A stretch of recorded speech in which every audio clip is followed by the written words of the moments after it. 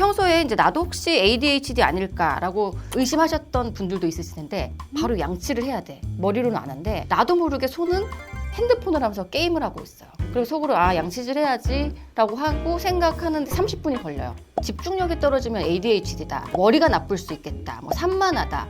약간 이런 낙인이 좀 찍혀 있는 것 같거든요.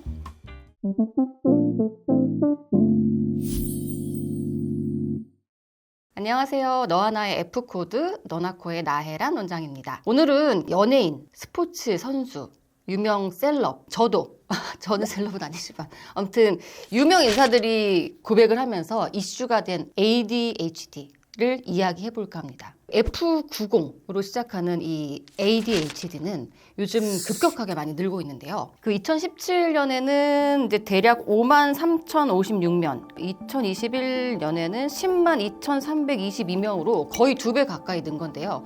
물론 이제 이 안에는 소아, 영유아의 ADHD도 있고 또 최근에 성인 ADHD가 엄청나게 급증하면서 아마 이 비중이 많이 늘어난 것 같아요. 성인 ADHD가 많아진 이유는 뭐냐? 특히 이제 성인 ADHD, ADD는 이제 요즘에 많이 부상을 했지만 우리가 초등학교, 중학교, 고등학교 이렇게 특히 어렸을 때 ADHD는 사실 이제 언론 등을 통해서 주목을 많이 받았고 요즘 이제 애들 키우는 부모님들, 어머님들 사이에서는 워낙 다 알려진 개념이기도 합니다. 평소에 이제 나도 혹시 ADHD 아닐까라고 의심하셨던 분들도 있으실 텐데 ADHD라는 말은 들어본 것 같기도 하지만 사실 이게 애들 병인가 뭐 어른 병인가 뭐 집중력이 산만한 건가 오래된 병이 아니기 때문에 궁금하신 분들이 있을 텐데 우선 ADHD는 말 그대로 A, attention입니다. 집중이죠. D, deficit, 결핍이고요. H는 이제 hyperactivity라고 해서 과활동이죠. 활동이 너무 많은 거. 그리고 D는 이제 질병을 뜻하는 disorder.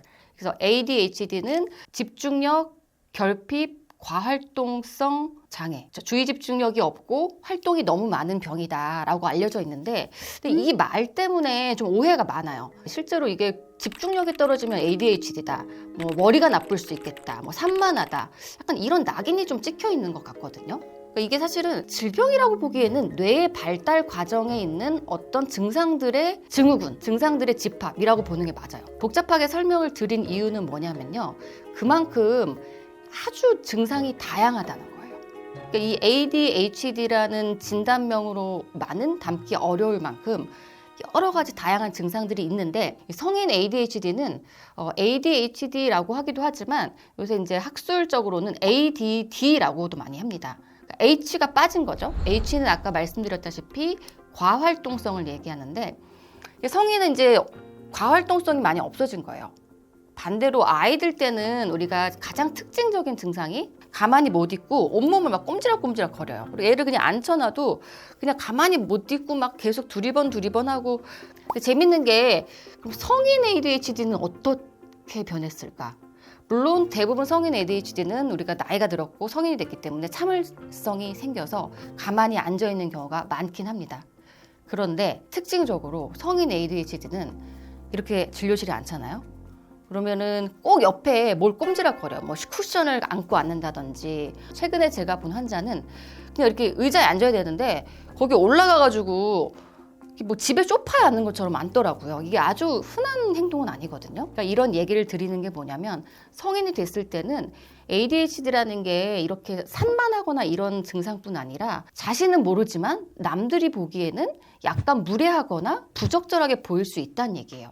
자기는 잘 모르는데 약간 그 주위 사람들의 눈치를 보거나 상황을 파악하는 능력이 조금 떨어질 수가 있어요. 그만큼 이 ADHD는 집중력의 문제가 아니라 생활 전반에서 뭔가의 문제 행동을 자기도 모르게 일으킬 수 있기 때문에 이제 그래서 성인 ADHD는 치료가 필요한 거예요. 성인 ADHD를 어떻게 진단할까? 뇌피셜로 진단하는 건 사실 굉장히 위험해요.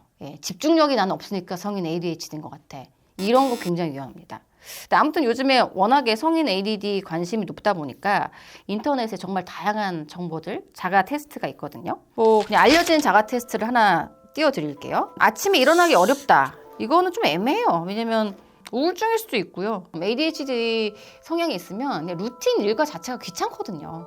나한테 루틴 일과가 모티베이션 주는 건 아니니까. 뭐 씻고 뭐 이런 거 조금 게을러질 수 있고, 몸이 항상 늦는다. 플래닝이 잘 안 되기 때문인데 내가 여기서 여기까지 가려면 이 버스 타고 이 지하철 타고 혹은 택시 타고 시간 요 정도 소요되는데 뭐 막힐 수도 있고 오늘은 무슨 요일이니까 감안해서 내가 요쯤에 나가면 요쯤 도착하겠지가 말하지 않아도 자기 머릿속으로 계산이 되는 거거든요. 근데 이런 것들을 세세하게 계산하는 거에 좀 서툴러요, ADHD는.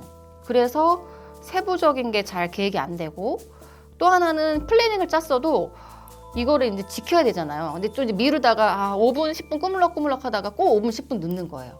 모임에 항상 늦는다가 항상 조금씩 늦는다가 좀 핵심인 것 같아요. 대놓고가 아니라 조금씩 늦는다. 저축을 못하고 돈 관리가 어렵다. 물론 돈 관리가 어렵다는 측면에서 뭔가 관리가 어렵다. 스케줄 관리가 어렵다. 이런 거는 의심해 볼 수 있어요. 이것도 플래닝하고 꾸준히 지속하는 능력이죠.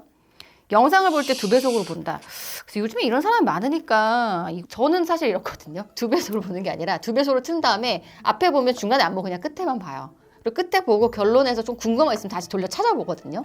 이 정도 돼야지 ADHD라고 생각이 되고 4차원 같다는 소리를 많이 듣는다. 얘는 얘기하는데 항상 생뚱맞게 나쁜 애는 아닌 것 같은데 뭔가 대화를 할 때 보면 항상 뭔가 핀트가 조금 안 맞고 가끔 욱할 때도 있는데 또 가만히 알다 보면 그렇게 나쁜 애라서 화를 내는 것 같지는 않아. 뭐 요런 것들이 있을 수 있거든요. 그리고 자기 생각에 많이 빠져 있고 자기가 관심 있는 거에만 포커스가 많이 되어 있으니까 4차원처럼 보일 수 있겠죠.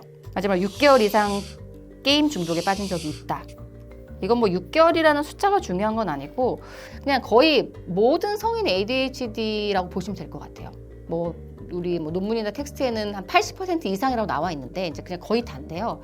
성인이 돼서 집중력이 떨어져서 문제가 되는 사람은 없고 오히려 공존 증상, 조울증, 불안증, 사회, 대인 기피증 그리고 그 중에 하나가 남용, 오용 중독입니다. 게임이 됐든 알코올이 됐든 해외에서는 마약이 됐든 간에 그런 경우가 많고 왜 그 사람들이 중독 성향이 높은가에 대해서는 고립되기도 쉽고 자기 혼자 빠져들기도 쉽고 또 사회적인 지지 환경도 적고 여러 가지 썰은 있는데 아무튼 공존 질환으로서 중독적인 성향이 있는 경우가 많다. 요거가 그러니까 적절하지 않은 진단 테스트는 아니지만 그냥 요것만 가지고 진단하는 건 너무 뇌피셜이니까 제가 지금 말씀드린 거를 좀 참고하시면 좋을 것 같고요. 미국의 뉴욕에 보면은 마운트 사이나이라는 유명한 병원이 있거든요. 거기 이제 그 성인 ADHD의 대가이신 그 교수님께서 얘기를 하신 게 저는 굉장히 인상 깊었는데 성인 ADHD의 가장 그 특징 중에 하나는 자기가 동기, 모티베이션이 있느냐 없느냐에 따라서 집중력이 현저하게 차이 난다. 그 말은 집중력이 훨씬 좋을 수도 있다는 거고